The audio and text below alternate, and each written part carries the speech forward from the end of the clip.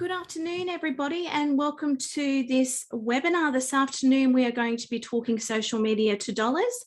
And this webinar is brought to you through the Australian Federal Government's Digital Solutions Program, which is proudly brought to you in Queensland, Northern Territory and Western Australia by Business Station and Treaty Business Consulting. So thanks so much for joining me.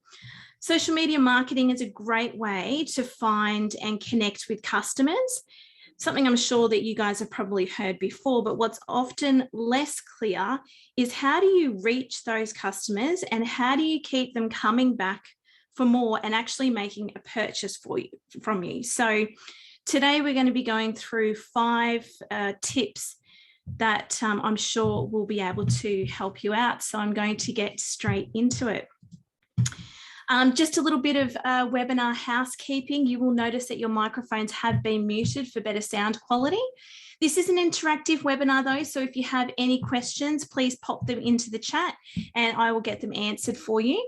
And everybody who registered today will receive a copy of the recording to be able to review at a later date. So please feel free to take some notes if you wish to. Otherwise, you will receive a copy of the recording. For those of you who don't know me, my name is Kerrie Savarin. I'm the co-founder of Altitude Business Solutions, and we offer and build affordable websites and work one-to-one with small business owners who are keen to educate themselves on small business software and digital marketing. We're very proud to be part of the Digital Solutions Program and excited about the fact that we now get to work with clients not only across the world, but right across Australia, which is really exciting for us as well. So you're in the right place today if you're ready to learn some tips on how you can turn your social media followers into paying customers, which I'm sure we've all struggled with from time to time. And yes, there is the uncontrollables for us, which is things like technical things like algorithm changes, which we know the social media platforms like to keep us on our toes, and they do quite often.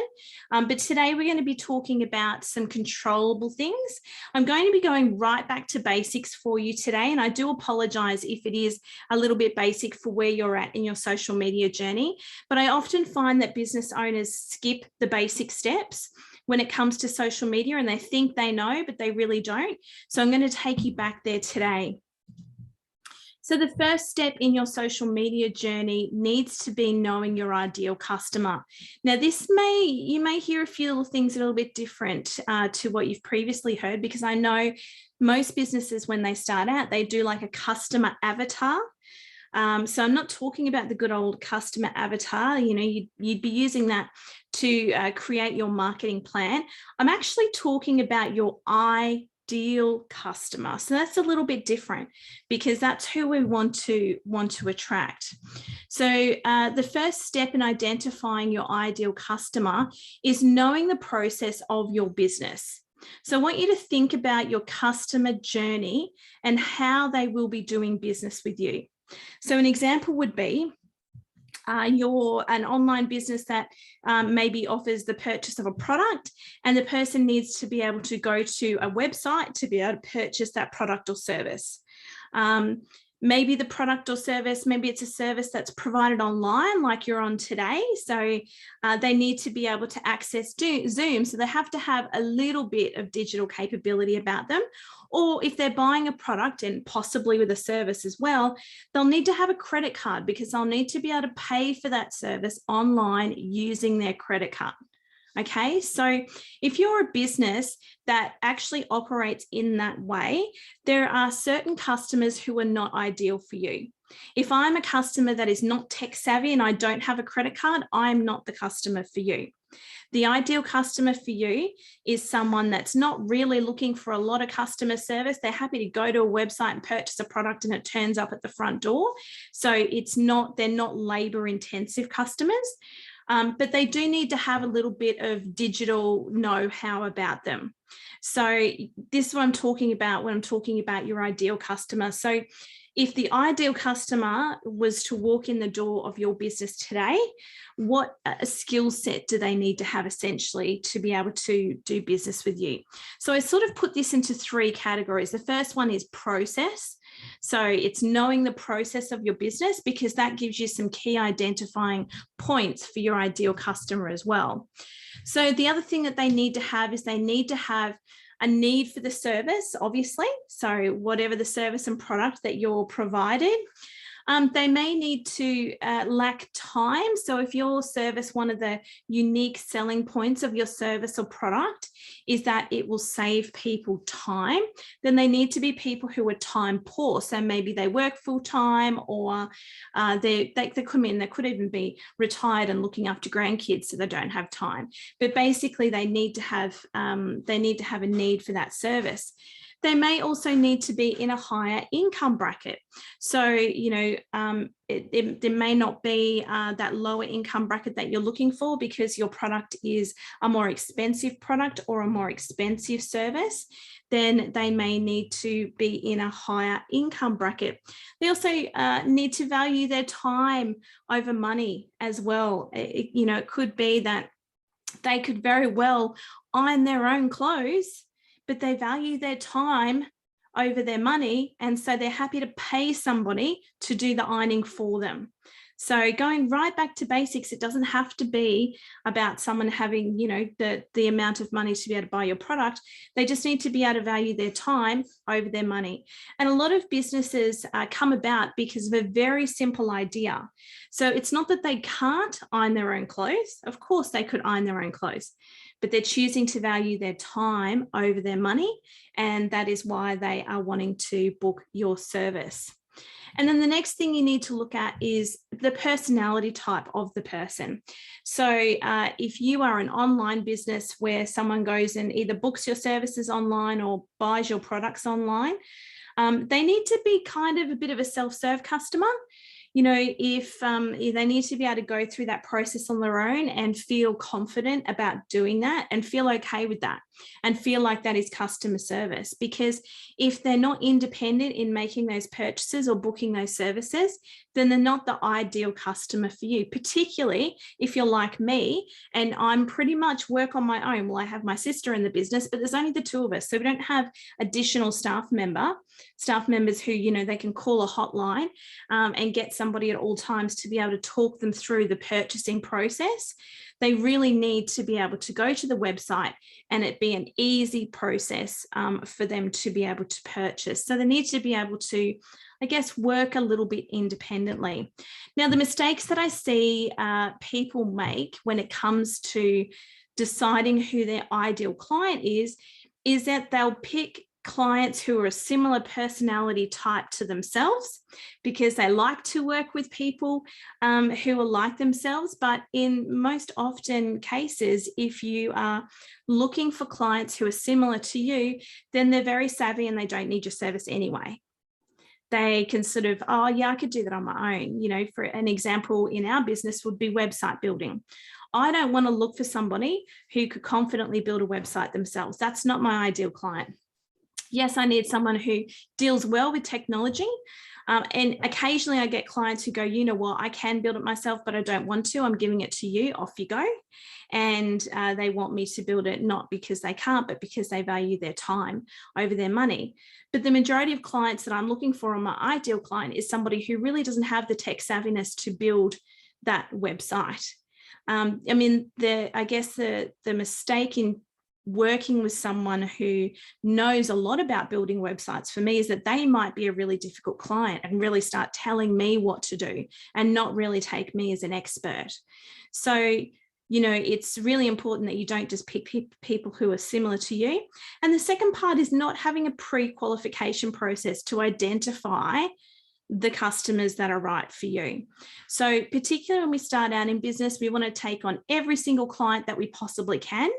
And that can be a real mistake because we'll end up very stressed out working with people that we don't necessarily like to work with, or we find very difficult to work with because we didn't have that pre-qualification process.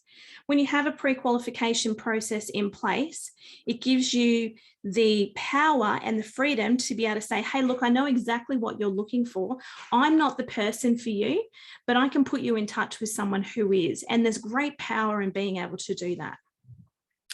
Another thing is, professional businesses fall into this trap a little bit sometimes as well. So if I was to look at maybe a lawyer, they start advertising to people who are in the professional industry because that's the language that they really know how to speak. But it could very well be that it's the local mum at the grocery store who needs the family lawyer. So you need to think about the ideal and exact client that you're working with.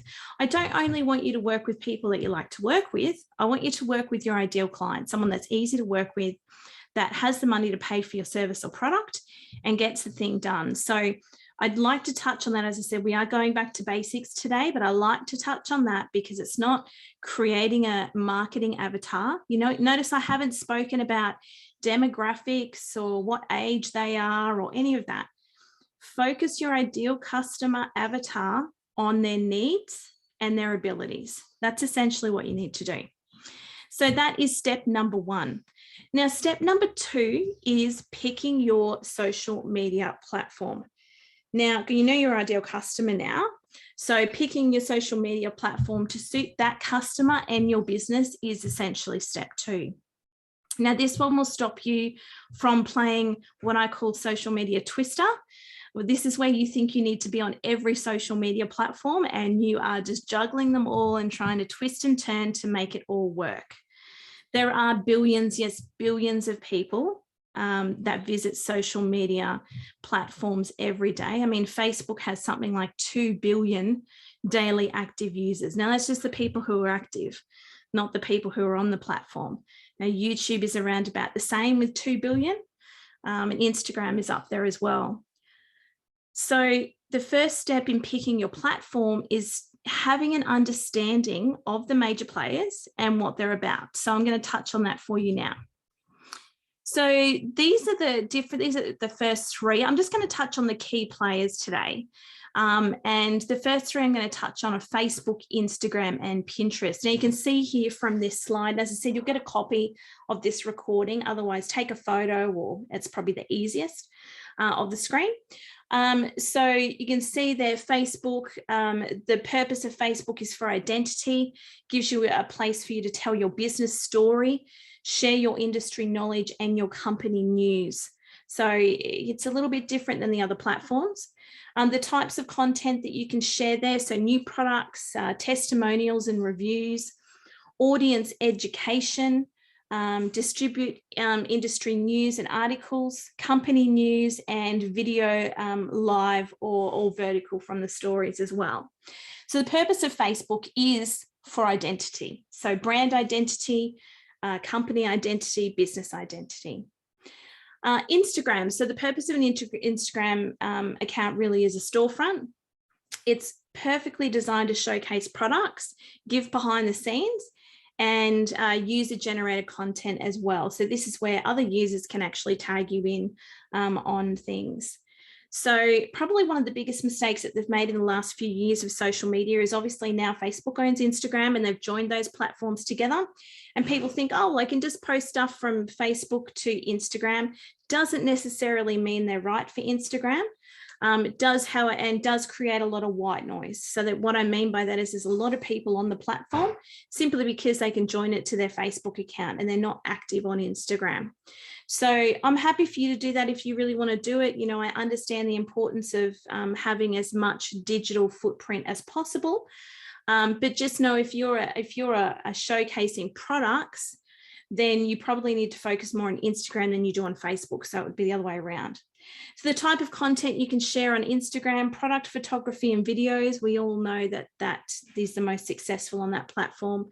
Influencer content, if you're working with influencer, they do like the testimonials and reviews there as well. And because those behind the scenes I love. And educational videos as well. Obviously, we've got the Instagram Reels there and IGTV. So that's really important. Pinterest is really great if you are a blog heavy business. So if you have a website that has a blog on it, you're about the giving of information, then Pinterest might be an opportunity to give you a platform to distribute that information. So you see the purpose of that platform is for distribution.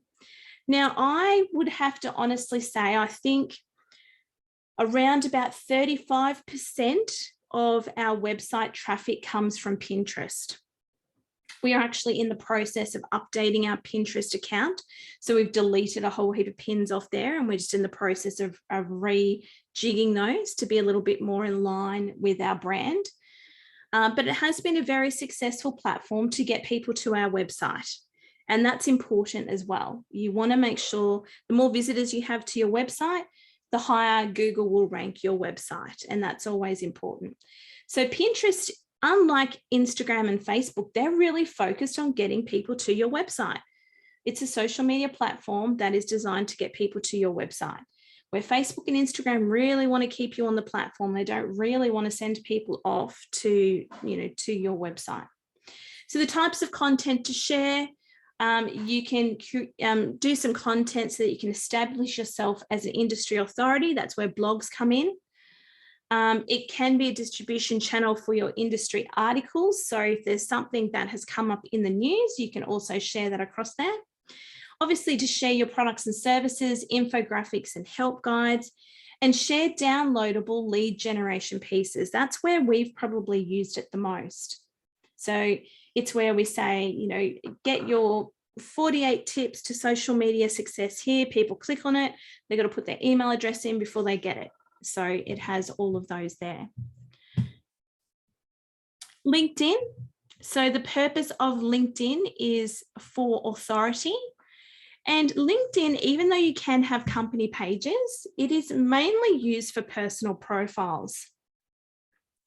So people go to LinkedIn to really get to know, like, and trust the people behind the business. So they're looking for you as the business owner to be sharing content from your business, to be talking about your expertise, and to be really making sure that people know what it is that you do. So it gives you an opportunity to share your industry knowledge and company news, and also to, if you're someone that employs staff, to be able to share job listings as well, can be really successful on there. So the types of content, as I said, company news, job listings, new services and products, and distribute industry news or discuss even industry news. As an example, at the moment, if you're in the travel industry, I think you really need to be on LinkedIn. There's a lot of professional people on LinkedIn who are itching to go overseas and do what they need to do, but they're very confused by the process. And so for you to be giving updates, a weekly update on LinkedIn as to where we're at in terms of where we can and can't travel and what we have to do when we come back, that would be a really good platform for you to do that on. Then we've got Twitter, and the purpose is news. So you will notice that a lot of politicians will use this. It's about getting those updates out there, short, quick updates out there very quickly. So you can share company updates and engage with thought leaders on that platform. The types of content to share, links to blog content, yes, more so up-to-date news though. So company up-to-date news would work really well. Retweet industry news. So if you've seen, industry experts, I work in the marketing field, Gary V is massive in the marketing area. If he tweets something, I can retweet it and actually have my thoughts on it, and share bite-sized educational information. So that's really the purpose of Twitter there. A lot of people don't use Twitter. I have a Twitter account. I don't use it very much, I must say. I really haven't got my head around that platform. Tick-Tock. The purpose of Tick-Tock, this is really interesting because Tick-Tock is new to the social media scene.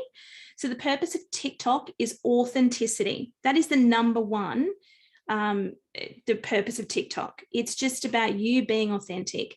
You can share educational topics, you can share behind the scene videos, educational videos, you can showcase a product, talk about your brand story, show videos of product, share your brand voice, be fun and creative, share giveaways and promotions, yes, but this is an opportunity for people to get to know the type of person that you are, to be able to see you, to be able to hear your voice.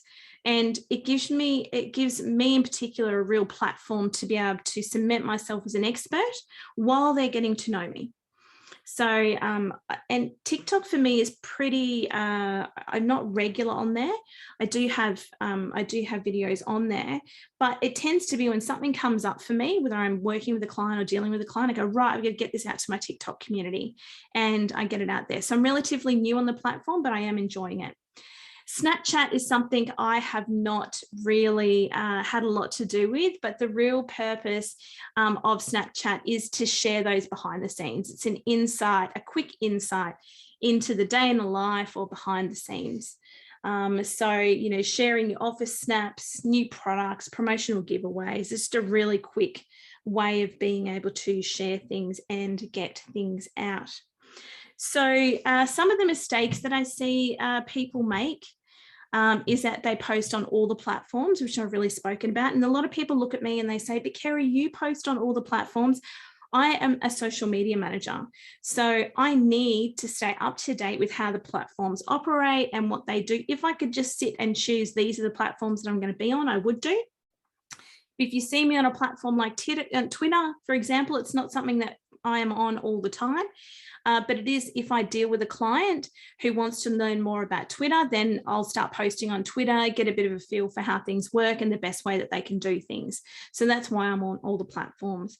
And posting the wrong type of content on the wrong platform. Now, what's really interesting about this is probably LinkedIn is the place where I see people posting the wrong content. LinkedIn is a professional platform. It's a platform that a lot of people will access during business hours. So most social media platforms are in people's, you know, lunch break or 10-minute breaks or before and after work. But LinkedIn is, because it's classed as a professional profile, I don't know whether it's just giving us an excuse to be able to access a social media platform while we're at work. But certainly it is a platform that we go and get industry news from, where we see experts. And then when somebody puts up a dance video, maybe they've shared it from TikTok across to LinkedIn, people get a little bit annoyed at that. You'll notice that the engagement on those types of videos is not normally very high, because people are kind of like, this is a professional platform. You are just now filling it with white noise of stuff that we don't need. So making sure that you are sharing the right kind of content on the right platform is probably one of the biggest mistakes that we see. The next point I want to make in turning your social media followers into actual clients and spending money with you is consistency.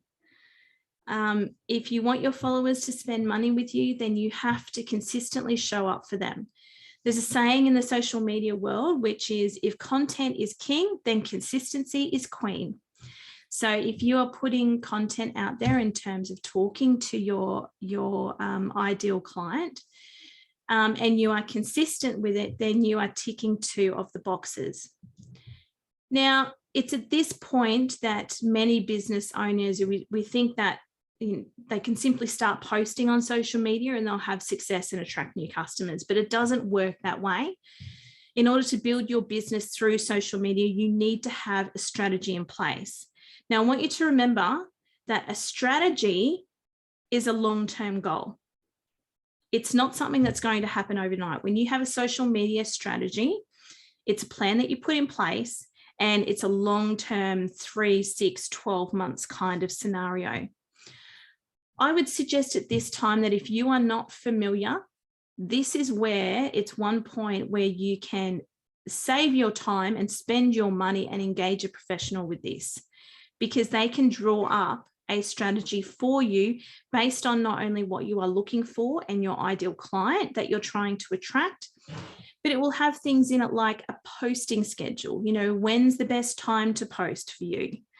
And, you know, how often do you need to post? It'll have an engagement plan. So how are you going to engage with your followers that are on there? What are your content pillars? You know, this content pillars are key to be able to help you to create content. So what are your content pillars and how are you going to create that content? What types of format is that content going to be in? So this is all what a social media strategy contains. And what I see is a lot of business owners go, oh yeah, well, I know how to jump onto Facebook and do a post. So I'll just start posting Monday, Wednesday, Friday, and I'll do that for the next 12 weeks. And they get 12 weeks down the track and they go, that did not work at all because they were posting the wrong things at the wrong time on the wrong platform. And they had no strategy about what they were doing. They were just posting memes. There was no call to action. There was no trying to get them to their website or sell them anything. They don't want to be too salesy, you know, so they really don't do anything. A strategy session also, your social media manager who's doing the strategy will actually do hashtag research for you as well. Now, hashtags are used as a way of grouping posts or social media posts together by subject. So if you add a subject to your post, it will be grouped with all the other posts where people have used that particular hashtag. But how do you know what hashtags to use? So let's think about this for a second, because a lot of people go, oh yeah, I could get somebody to do up my social media strategy, and they don't see the value in spending that $200 or $300 to get that done. So basically what you are going to get is you are going to get a complete to-do list of what you need to do to have success on social media. It's basically a tick and flick. Post here, do this, do that. You're going to have that complete strategy. You're going to have all your hashtag research done. You're going to have the recommended platforms that they believe that you should be on for your business and your ideal customer. It's going to save you so much time in making so many mistakes and having to learn so much. If I had to teach you how to research hashtags, I could teach you that today. You could go and do it once, get your hashtags for now, and in 6 months' time, you've forgotten how to research that. A social media manager is doing it every single day. When they are doing up social media strategies, or they might be working for someone doing some social media management, they are in this space every single day. So they're keeping up to date with what's happening and the trends and, you know, what's coming about. And they are in it every single day. Social media is not your business. Your business is, you know, ironing clothes for your clients or whatever your business is. You need to focus on your business and focus less on the stuff that you're not an expert at. So this is the one area, I know I'm being really kind of forceful here, but this is the one area that if you could do anything, have someone set up a strategy, get a social media manager to do a strategy session for you, and get that sorted out so that you've just got the, this is what I need to do. You don't need to go and do the research. Now, some of the mistakes that I see when it comes to owners who decide that they are going to create their own strategy is that I see them posting for 7 days or maybe even 14 days. And then there is nothing for, you know, 2 or 3 weeks. And that's just not consistent enough for the social media platforms. Keeping in mind, platforms, particularly like Facebook, they were designed originally for one person to be able to connect with another person in a social way. Business pages and all of that stuff, when they realized they could make money off it, that came later. It was about connecting people. So if you are being consistent with your posting and you are connecting yourself to your audience or to your followers, platforms like Facebook will see that and they will actually reward you and distribute more of your content. So that is a really key thing that you can do also. The other thing that I see is businesses who are being a little bit too consistent, and I know that sounds ridiculous, but consistently boring.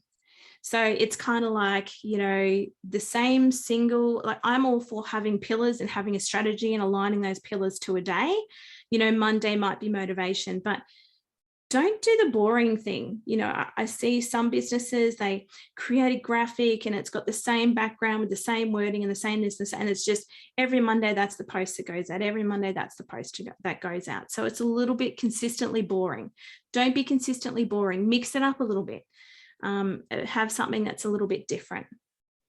So that is my third point. I think that was the third one, wasn't it? I'm losing track now.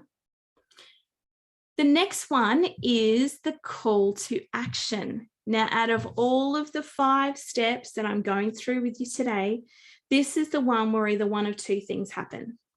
Number 1, they're not having any call to actions at all because they don't want to be pushy and they don't want to be salesy. Or number 2, all they do is sell to people. And so it's just blah, blah, blah constantly. So today I'm going to share with you 3 call to action tips. So this is going to help those of you who are like, I don't want to be too pushy on social media or too salesy on social media. And it's also going to help those people who are being too salesy because it's going to give you some tips in that area as well. So tip number 1, you want to use words that evoke emotion or enthusiasm in the person who's reading it. So you want to be able to get a strong response from your audience as a result of their enthusiasm or emotion around it. Now, if your call to action is enthusiastic, then your audience will be enthusiastic as well. So let's take a call to action as an example, like buy now and get 50% off. So that creates an emotion where it's like, oh, I could save some money by doing this. And not only are you providing them with a massive benefit, but I mean, who wouldn't want to be thrilled to get 50% off their first order? Another example would be for someone looking to book a trip with their family. You know, as I was talking about earlier, holidays are on my mind at the moment. So that's why I thought I'd use this example today. I've booked a holiday to go into New South Wales, but it's not looking like I'm going to be able to come back without spending a fortune on getting testing done and possibly having to fly in and self-isolate for 14 days. So I've got holidays on my mind at the moment. But a really good call to action for someone in the travel industry would be, you know, plan your dream vacation today. Head to our website. So it's like, oh, yes, who doesn't want to plan their dream vacation? It'll excite them. You know, the notion of being able to take your family on a trip makes them very eager and they want to learn more. They want to see more. So it's an effective way is to be able to have your call to actions that evoke emotion in others. So if you want more tips on that, I would Google call to actions that evoke emotion, and I dare say a whole list of them are going to come up. So that will give you help there. The next one is you need to give your audience a reason why they should take the desired action. In other words, what is in it for them? Will it help them do their jobs better? Are they going to lose weight? Are they going to save money? Now, this may tie in heavily with your value proposition or the unique selling point of your business. You might have heard of a USP, or you may have a USP for your business. But this is going to tie in with the unique selling point of your business.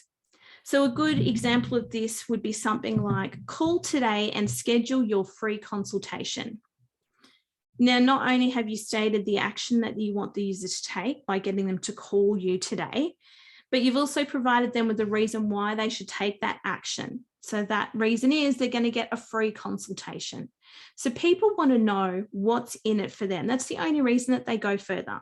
And it's one of the biggest influences of purchases or of people taking the next step is what's in it for me.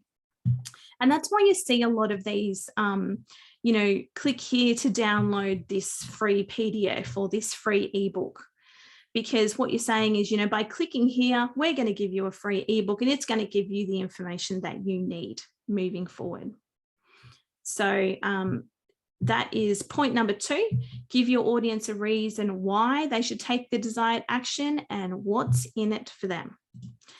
And the last and final point is the good old FOMO. So take advantage of FOMO. This is the fear of missing out.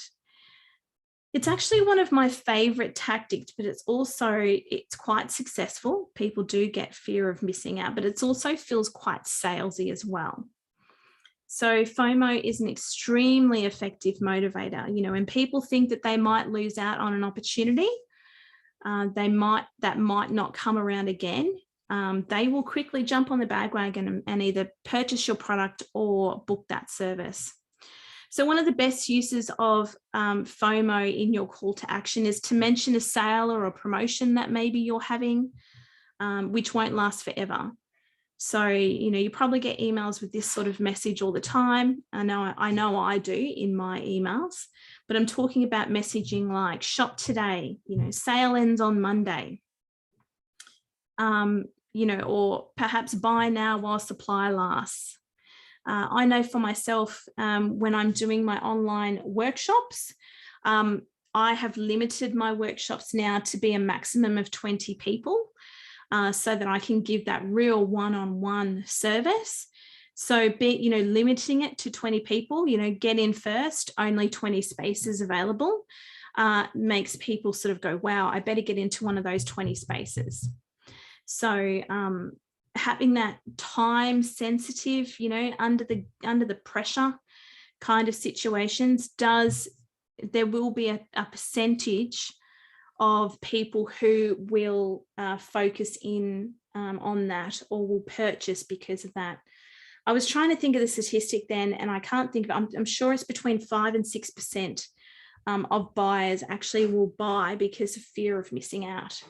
And I remember thinking, yes, in 100% of customers, that's not a very high statistic, but it's still 5% was quite, for me to remember that statistic, I thought it was a good one. So that is my tips for making sure that your call to action. As I said to you, one of the biggest mistakes is that people don't have a call to action, is that they don't want to be too salesy, so they don't have a call to action. They don't want to come across like that. So guys, I know that there's a few of you in the room today. I just want you to put in the chat for me now. Are you selling on social media? Are you having a call to action, getting people to go to your website? And have you had success with it? I want some of you guys to share your stories with us now. And while I move on to the next point, which is something I know that you'll all want to hear about, which is engagement. So the next step to turning those dollars, turning those likes into dollars, is engagement. Now, if you want your, and I love how I've used this picture of an engagement ring, because social media, honestly, it's like dating. It is like dating. People are getting to know, like, and trust you. So when they come to your page on whatever platform you've decided to use, and you're just holding up a sign that says, buy my stuff, it's like going out on a first date and holding up a sign that says, marry me. It just doesn't work that way. People, they need to get to know, like, and trust you, and they want you to woo them. They want you to show them all the bells and whistles. They want you to, so it's like a relationship. Now, what you need to remember, like any good relationship, is that social media is not a one-way street. Social media gives you the opportunity to have a conversation between you and your followers. So, a conversation involves both speaking, which is posting, and listening, which is responding. So what I mean by that is, if somebody engages in one of your posts, they write a comment, don't just give it a like, reply back, have a conversation with them. When somebody says, oh, this is so cute, let's say you shared a meme, it's got nothing to do with business. You've just shared a funny meme that you saw, and someone goes, oh my gosh, this is so cute. Then you reply and go, totally agree, Joanne. It was so funny when I saw it. I just had to share it. So you're having a conversation with your followers. You're engaging with people. If you want to build relationships and gain clients through social media, you need to be having conversations, not just publishing new content and walking away from it, but you need to have those. Now, it's at this point, somebody will normally ask the question, how long each day does it take you to engage with your followers? I can tell you it takes me a lot longer to actually answer the personal messages that we get, like the private messages. Someone will send us a private message before they will actually comment on a post, which I just find, completely bizarre. But I allocate 10 minutes a day. Okay, so I have my social media strategy in place. I have my plan in place. I take 2 hours once a month to sit down and create and schedule all of my content for the following month. And then I spend 10 minutes a day just going on and having a look to see if there is anything that I need to reply to, comment on, etc. If you're on Facebook and somebody likes one of your posts, you can actually invite them to like your page. So don't forget that as a bit of a step also. One of the things that matters most when it comes to social media is that you feel authentic. You don't want to come across as a huge corporation who only posts on social media and never engages in conversation. You want to be the person that's being authentic on there. And authenticity doesn't always mean perfect. You know, I have been posting a lot of videos in the last few weeks, and because those videos are done off the fly, there's often mistakes in them. You know, I often laugh at myself afterwards, but people really appreciate that sense of authenticity. So, you know, make sure that your authenticity is there so that you can be more engaging, because people will engage more with somebody who is being authentic. The next point, you know, another reason to engage with your followers is that social media platforms tend to prioritize the post with the most engagement. So if you have a post that is being engaged with by a lot of people, either because it's a funny, you know, it's evoking some sort of emotion. I always use memes as the example here, because I am yet to read a meme that I don't laugh at. I either laugh at it, or as I'm laughing, I'm going, oh my God, that's so true. That's exactly what happens. You know, that's exactly what a meme is. It's taking the absolute obvious of what is happening and turning it into something funny. So memes are good for really evoking that emotion in people, getting them to laugh, getting them to actually engage with you and feel like that they are part of your brand and what you are offering as well. When I work with clients about posting things like memes, I'll actually look for memes in their industry. You know, a client that comes to my head at the moment is a real estate agent. You know, it's really easy to find memes about real estate agents, but it's really easy to find memes about a lot of things. So if you're a dentist and you type in memes about dentists, a whole heap will come up. So it's just a matter of going through or finding them or getting some inspiration. So I never copy memes that I actually find. I don't steal it and then use it on somebody else's page. I'll recreate it from the idea that they've given me. So that's a little tip for you. Now, remember that a customer will need to see and hear you 8 times before they will do business with you. I'm just going to say that again. A customer will need to see or hear you 8 times before they do business with you. This is why video is so effective on social media, because when you do a 3-minute video telling them the benefits of teeth whitening and the reasons why they should be booking in today, not only are they seeing you, but they're hearing you at the same time. So when you start posting videos to your social media, authentic videos, behind the scene videos, videos with tips on your business, video that solves a problem for them, because what's in it for me, remember, that's all they're asking, then people will do business with you much sooner. They will interact with you much sooner. They will do business with you much sooner. So they need to know, like, or trust with you. Ironically, 8 is the number of letters in the word customer. So it's really easy for me to remember, but they need to see or hear you 8 times beforehand. A lot of people ask me, you know, how long does it take somebody to actually do business with you over email? And I say, well, how long is a piece of string? Because if I was only emailing somebody, I don't even know if I'm landing in their inbox. It could be in their junk mail. But if they see a video of me, and whether that's on a social media platform, or maybe I'll email them a video, or maybe I'll text message them a video, just sending you out a quick video, wanted to say Merry Christmas and Happy New Year. I worked in real estate up until a year and a half ago, nearly 2 years ago. And one of the key pieces of technology, I guess, that came into play during my time in real estate that I used to my advantage was being able to send a video to somebody. So when I would go to their house as a real estate agent and I would give an appraisal on the price of their home and here's all the services that I offered, I would leave there and I would drive down the road to the local park and I'd just quickly film a quick video of me. Hey, Jessica and John, thank you so much for having me in your home to give an appraisal. It was a real pleasure to be there. Please, if you have any questions, don't be afraid to reach out. I'd love to answer them for you and I look forward to talking to you soon. I'll give you a call tomorrow. So I was telling them I'm going to call them tomorrow, but they'd already seen me at the appraisal. And then I'm sending them a video. They were hearing and seeing me again. And then I was calling them the next day. You know, by the time I got to there, they'd been in my company. They had a great understanding for the type of person that I was. And that made it really easy for me when people said no to my business, when people didn't want to employ me as their real estate agent. At first, I used to get really hung up on it. And then after a little while, I would go, you know what?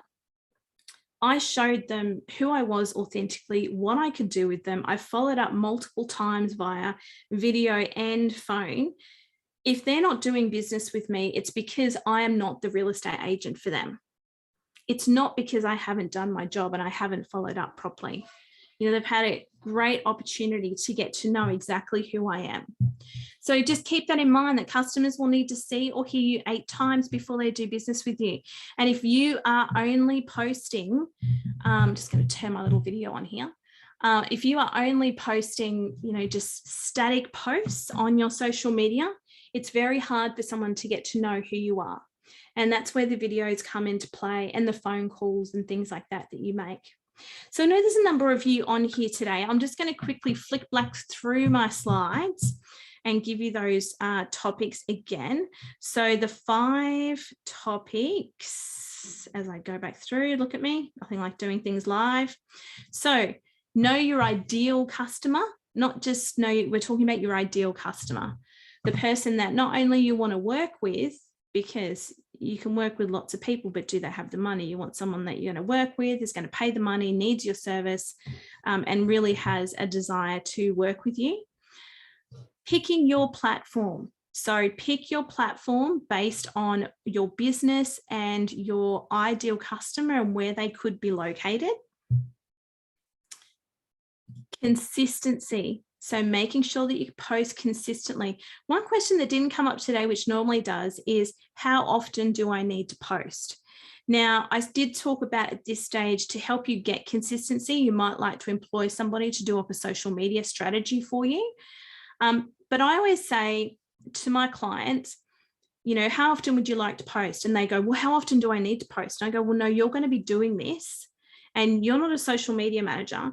You know, if I was to tell you that you had to spend 35 minutes a day creating content and posting, is that going to suit you?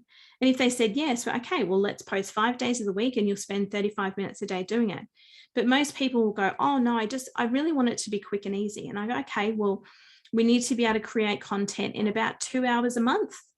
You know, what are you looking at doing? Do you want to put some video on there? Do you know what's the type of content that you want to do? And then based off that, I go, okay, well, for us to be able to create a month's worth of content in 2 hours, which is the time that you've allocated, then you really can only post 3 times a week, because that's all we'll have time to do in that time slot. So it's not only about posting consistently, but it's about what's right for your business also. So consistency, remember, content is king and consistency is the queen. They go together. A call to action. Do not be afraid to say to people, head to my website, purchase now. Many people either forget to do this altogether, or that is all they do. Hey, today we're releasing a new product. Hey, today we're releasing a new product. Have you looked at this service? And all you're doing is selling to them. I had a friend once describe it as the annoying person at the barbecue. So you rock up to the barbecue, and if the person was to come up to you and you go, hey, how you going? What is it that you do? And they were to say, I'm an electrician. And the next time, oh yeah, that's great. What else do you do? Oh, well, I'm an electrician and I do PowerPoints and air conditioning. Oh, that's great. So what have you been up to over the weekend? Oh, well, last week I installed an air conditioner. And you'd just be so over it. You'd be so over talking to that person. It's not authentic. And you'd be like, God, have you met the electrician? He's so annoying, just avoid him. And that's what happens with social platforms where people are only selling. They're avoid, that people don't want anything to do with them. So don't be afraid to have a call to action that evokes a bit of emotion, gives them the fear of missing out, but you are telling them to do something. You are telling them to go somewhere. Don't be afraid to do that.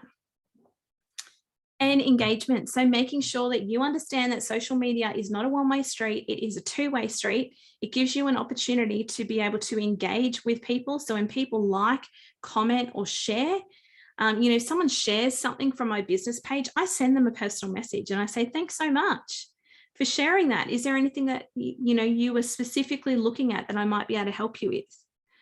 And sometimes they just ignore me, and sometimes they come back to me and go, yeah, actually, I'm really struggling with this. Do you have anything where you might be able to help me out there? So engagement is a real key. So based off all of that information, you can see how social media is a platform that it's a long-term strategy. It's not a short-term strategy, it's a long-term strategy. And you have to be consistent in having your call to actions, evoking emotion, engaging with people, and being authentic on the platform for it to turn into dollars for you. But I'll be honest with you, I don't only advertise on social media. So for my business, I also have an email list. And the other social media platform that I use also is YouTube. So I have videos that I send out to my people as well. So they're getting me seeing me in different ways. And I have hundreds of videos. I think there's about 5 of them at the moment that are public on my YouTube channel. And there will be more coming, but there's like 100 videos on there that I send out to people when they want things. So social media needs to form part of your overall marketing strategy. And as I said, the biggest thing for me is that it's not a one-way street. Traditional marketing is a one-way street. What I mean by that is you advertise in the local newspaper, which is part of traditional marketing. There is no way for you to be able to communicate with the people who are viewing that ad. It's a one-way street. It's you putting an ad in going, hey, this is us, this is where we are, this is what we do, cut out this and bring it in. That's the only way you could turn it into a two-way conversation would be a coupon. But social media on a daily basis gives us the opportunity to have a two-way conversation with our possible clients. And it really is key. And when I can put something out there and 400 of my key clients can actually see it, then I'm excited. It's not all about the likes anymore. You'll know that.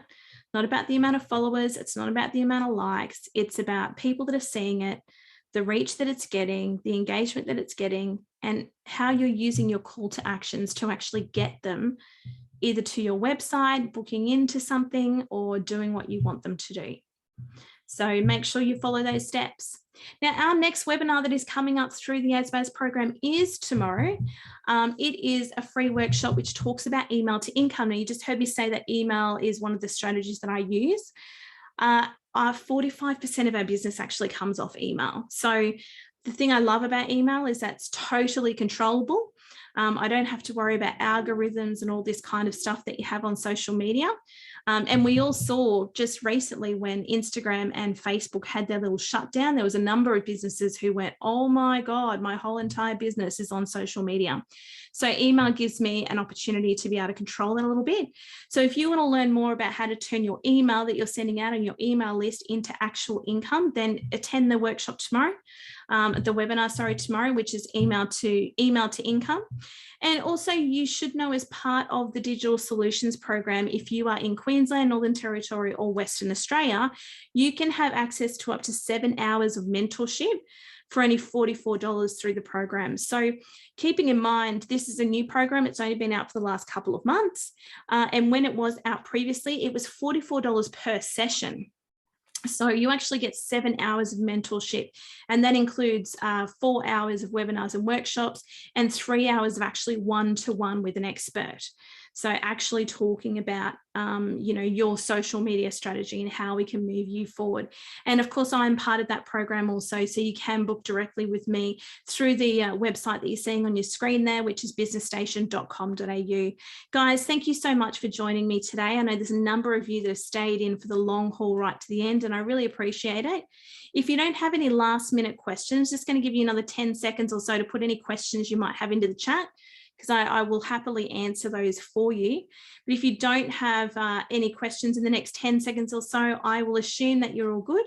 And I really hope you got a lot out of that today, because, you know, being able to, I guess, for me, draw on not only the experiences I've had with my own business and with the diploma that I've done through social media, but also to be able to grow businesses and help businesses grow by using this. Social media can be free, but I want you to keep in mind also that your time is worth money.